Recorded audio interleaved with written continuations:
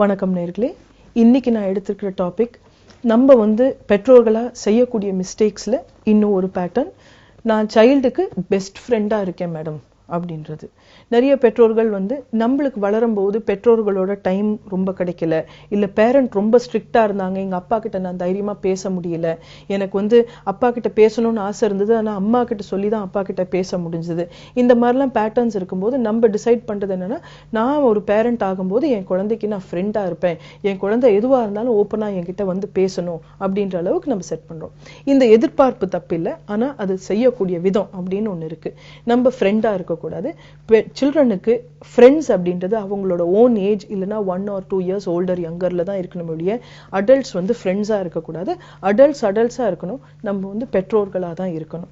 இங்க நான் பேரண்டா இருக்கிறதுக்கு பதிலா நான் ஃப்ரெண்டா இருந்தேன் அப்படின்னா கொஞ்சம் வளரும் போது கான்ஃபிளிக்ட் வரும். அதாவது சைல்டு ஒரு தப்பே செய்யும் போது நம்ம திருத்தணும் அப்படின்ற சிச்சுவேஷன் வரும்போது நம்மளால அந்த சிச்சுவேஷன்ல போதுமான அளவுக்கு அங்க ஒரு பவர் யூஸ் பண்ண முடியாது. ஏன்னா நம்ம டோட்டலா அவங்களோட ஃப்ரீயா விளையாடி பழகிட்டோம் அப்படின்னா ஒரு தப்பு அப்படின்னும் போது நம்மளால அங்க ஒரு பேரண்டா டக்குன்னு மாறி திரும்ப ஃப்ரெண்டா மாற முடியாது. இது ரொம்ப கன்ஃபியூசிங் பிலீஃப்ஸ், குழந்தைக்குள்ள நிறைய குழப்பங்களை உருவாக்கும். நீங்க பெற்றோரா இருக்கும்போது 2-way கம்யூனிகேஷன் கண்டிப்பா வச்சுக்கலாம். சைல்டோட கருத்துக்களையும் கேட்கிறோம், நம்மளோட இதையும் நம்ம சொல்றோம். பட் அதே சமயத்துல நம்ம பேரண்டா தான் இருக்கோம். தப்புங்கும் போது தப்பு, தேவை இல்லைன்னும் போது நோ, இந்த மாதிரி லெவல்ல நம்ம பவுண்டரி செட் பண்ணிக்கிறோம். ரெண்டாவது விஷயம், நம்ம ஃப்ரெண்டா இருக்கணும் அப்படிங்கும் போது சைல்டு என்ன பண்ணும்னா எப்பவுமே நம்மளோட விளையாடி பழகிடும். நம்மளோடயே விளையாடி பழகும் போது வெற்றி தோல்வி ரெண்டுமே அவங்களால அக்செப்ட் பண்ண முடியாது. ஏன்னா எல்லா டைமும் நம்ம என்ன பண்ணோம்னா குழந்தை தானே விட்டு கொடுத்துடலாம் அப்படின்ற லெவலுக்கு நம்ம இறங்கிடுவோம். இந்த மாதிரி நம்ம இறங்கிட்டோம் அப்படின்னா அவங்க எப்பவுமே லைஃப்ல ஜெயிப்போம் அப்படின்ற லெவலுக்கு போயிடுவாங்க.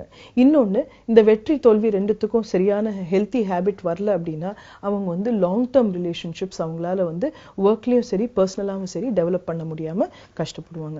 இங்கதான் அவங்களோட ஓன் ஏஜ்ல விளையாடும் போது பிடிவாதம் பிடிச்சா கூட அவங்க திரும்ப விளையாடணும் அப்படின்றதுக்காக அட்ஜஸ்ட் பண்றதுக்கு அவங்க ஸ்டெப்ஸ் எடுப்பாங்க.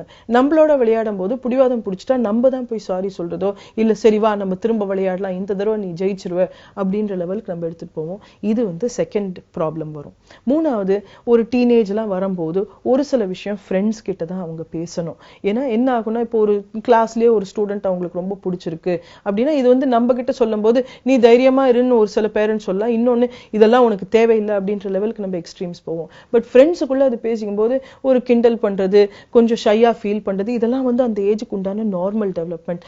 அந்த நார்மல் டெவலப்மெண்ட் இருந்தது அப்படின்னா அவங்க இன்னும் ஹெல்த்தியரா உறவுகள் டெவலப் பண்ணிக்க முடியும். பெற்றோர்களா நம்ம அந்த இடத்துல போகும்போது நம்மளோட அனுபவத்துல நம்ம ஒரு சில அட்வைஸ் கொடுப்போம். அது அந்த சைல்டுக்கு அந்த ஏஜ்ல தேவையும் இருக்காது. அது ரொம்ப நெகட்டிவாவும் மாறிடும். ஸோ ஆஸ் அ பேரண்ட் நம்ம ஃப்ரெண்ட்ஸா இருக்கக்கூடாது, நம்ம பேரண்ட்ஸா இருக்கணும்னு நான் திரும்ப திரும்ப ஏன் சொல்றேன் அப்படின்னா, ஒரு ஏஜுக்கு உண்டான ஸ்கில் டெவலப் ஆகணும்னா அது அந்த ஏஜுக்கு உண்டான பியர் குரூப், அந்த ஏஜுக்கு உண்டான ஃப்ரெண்ட்ஸோட மட்டும்தான் அவங்களால அது டெவலப் பண்ணிக்க முடியும். இன்னொரு ரொம்ப முக்கியமான விஷயம், அவங்களோட ஓன் ஏஜ்ல அவங்க ஒரு சில பேரோட மிக்ஸ் ஆவாங்க. அவங்களோட ஏஜ் இன்க்ரீஸ் ஆக இன்ட்ரெஸ்ட் மாறும். இன்ட்ரெஸ்ட் மாறும்போது இந்த ஃப்ரெண்ட் எனக்கு வேணும் வேண்டாம் அப்படின்றது அவங்க முடிவுகள் எடுப்பாங்க. ஆனா நீங்க பேரண்டா பெஸ்ட் ஃப்ரெண்ட் ஆயிட்டீங்க அப்படின்னா அந்த மாதிரி முடிவுகள் அவங்களால எடுக்க முடியாம போயிடும். அது ரொம்ப கஷ்டமா இருக்கும், குழப்பமாவும் இருக்கும். அதனால ஹெல்த்தியான ரிலேஷன்ஷிப் செட் பண்றது அவங்களோட ஓன் ஏஜஸோட செட் பண்ணும்போது ஹெல்த்தி பவுண்டரிஸ், இந்த பர்சன் பிடிச்சிருக்கு பிடிக்கல, இவங்க ஏமாத்துறாங்க பொய் சொல்றாங்க, இதெல்லாம் அதுக்கு ஏத்த மாதிரி அவங்க முடிவுகள் எடுக்க முடியும். So பெற்றோர்களா, be a parent, don't be a friend. allow 2-way communication. ஆனா அந்த கம்யூனிகேஷன் நீங்க அலோவ் பண்ணும்போது நல்லது கெட்டதுக்கு உண்டான சப்போர்ட் நீங்க சைல்டுக்கு கொடுக்குறீங்க. மோஸ்ட் இம்பார்ட்டன்ட், அவங்களோட டெவலப்மெண்ட்டுக்கு தேவையான ஃப்ரெண்ட்ஷிப்ஸ் அவங்களே சீக் பண்ணி டெவலப் பண்ணிக்கிட்டோம். ஆஸ் அ பர்சன் நீங்க சப்போர்ட் கொடுக்கலாமே ஒழிய ஃப்ரெண்டா மாறிடக்கூடாது. மீண்டும் நாளைக்கு சந்திக்கலாம்.